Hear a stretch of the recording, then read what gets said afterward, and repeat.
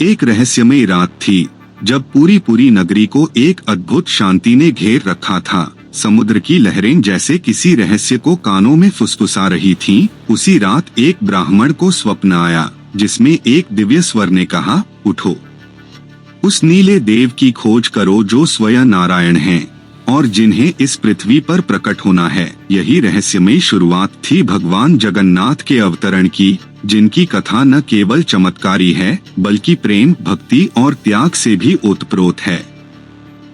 कहा जाता है कि सतयुग में राजा इंद्रद्युम्न को एक दिव्य सूचना मिली कि स्वयं विष्णु धरती पर एक अनोखे रूप में अवतरित होने वाले हैं। उन्होंने पूरे भारत में अपने दूतों को भेजा ताकि उस मूर्ति की खोज की जा सके जो भगवान के उस रूप का प्रतिनिधित्व करती हो। अंततः एक वृद्ध दरिद्र ब्राह्मण को नीलांचल पर्वत पर नीले रंग की एक रहस्यमयी मूर्ति मिली, जिसके स्पर्श से ही वह अंधा व्यक्ति पुनः दृष्टिवान हो गया। यह मूर्ति भगवान नीलमाधव की थी।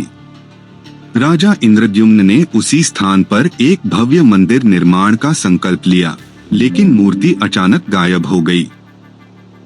राजा ने तब कठोर तप किया और अंततः भगवान ने उन्हें स्वप्न में दर्शन देकर कहा कि वे समुद्र के जल से लकड़ी के रूप में प्रकट होंगे।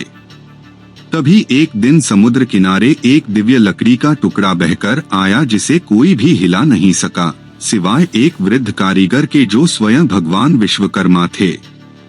उन्होंने यह शर्त रखी कि जब तक मूर्ति निर्माण पूर्ण न हो कोई उन्हें नहीं देखेगा।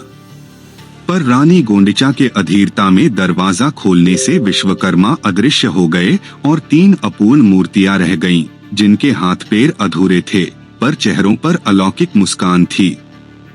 ये ही थे भगवान जगन्नाथ, उनके भ्राता बलभद्र और बहन सुभद्रा।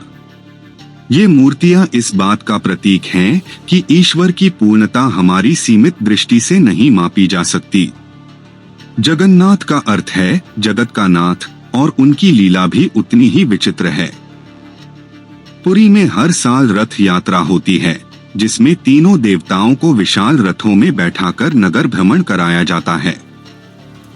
ये रथ यात्रा आत्मा की परमात्मा की ओर यात्रा का प्रतीक मानी जाती है। यह भी कहा जाता है कि स्वयं भगवान श्री कृष्ण ने अपने अंतिम समय में कहा था कि जब उनका शरीर द्वारका में जल समाधि लेगा तब उनका हृदय एक दिव्य स्वरूप में बचेगा। वही हृदय जगन्नाथ की मूर्ति के भीतर प्रतिस्थापित किया गया। इस रहस्यमय ब्रह्म पदार्थ को किसी ने आज तक नहीं देखा। कहा जाता है कि पुजारी इसे आंख बंद करके गहन मंत्रोच्चार के साथ मूर्ति में प्रतिस्थापित करते हैं और यह कार्य सैकड़ों वर्षों से निरंतर एक विशेष परंपरा के अंतर्गत हो रहा है।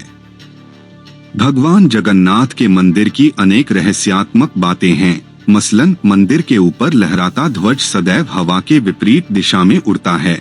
रसोई घर में रोज हजारों लोगों का प्रसाद पकता है लेकिन कभी कोई कमी नहीं आती। और सबसे अद्भुत बात यह है कि मंदिर की छाया दोपहर तक भी जमीन पर नहीं पड़ती। इतना ही नहीं, रथ यात्रा के समय जब भगवान सड़कों पर आते हैं तो राजा स्वयं झाड़ू लगाकर मार्ग को स्वच्छ करता है, जो यह दिखाता है कि भगवान के सामने सभी समान हैं।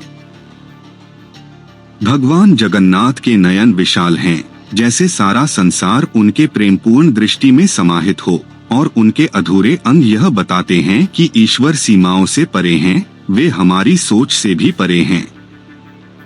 कथा यह भी कहती है कि जब महाभारत युद्ध के बाद श्री कृष्ण का शरीर जंगल में पड़ा था तब एक आदिवासी ने उनके शरीर के बचे हुए भाग को समुद्र में प्रवाहित कर दिया और वही भाग जगन्नाथ के हृदय में प्रतिस्थापित हुआ। यही कारण है कि हर बार जब मंदिर में नई मूर्तियां बनाई जाती हैं, नवक्लेवर, तो पुरानी मूर्तियों के हृदय को मंत्रों द्वारा नए में स्थापित किया जाता है।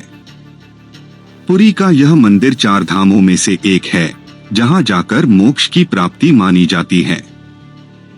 यहाँ पर जाति, धर्म, वर्ग का कोई बंधन नहीं। जो भी सच्चे मन से भगवान के द्वार आता है उसे उनका सानिध्य अवश्य प्राप्त होता है।